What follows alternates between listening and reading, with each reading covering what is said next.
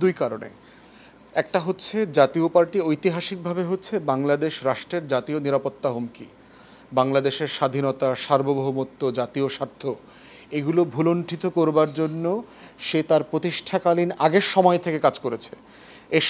এরশাদের নেতৃত্বে যে গ্যাং, মিলিটারি গ্যাং ছিল, তারা শহীদ প্রেসিডেন্ট জিয়াউর রহমানের খুনের সাথে কাজ করেছে। শেখ হাসিনাকে এনে আওয়ামী লীগকে পুনর্বাসন করা বাংলাদেশের রাজনীতিতে এবং নির্বাচনের প্রসেসের ভিতরে এটা এরশাদ করেছে। ভোট ছাড়া, গণতন্ত্র ছাড়া ৯ বছর এই দেশটাকে শাসন করেছে। এবং তার চেয়ে বড় যেটা করেছে সেটা হচ্ছে পুরো গত ১৬ বছর দিল্লিকে সাপোর্ট দেবার জন্য আওয়ামী লীগের বি টিম হিসাবে কাজ করেছে। এটা হচ্ছে প্রধানতম কারণ।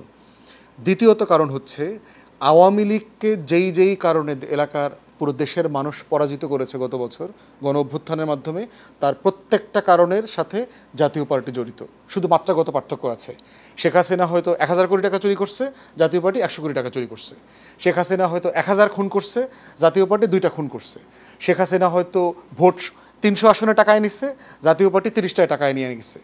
এই মাত্রাগত পার্থক্য ছাড়া হাসিনা আওয়ামী লীগ যা যা করছে আমাদের দেশের বিপক্ষে, তার প্রত্যেকটার সাথে জাতীয় পার্টি এবং ১৪ দলীয় তার যে এই ক্রিমিনাল গ্যাং, তারা সবাই জড়িত।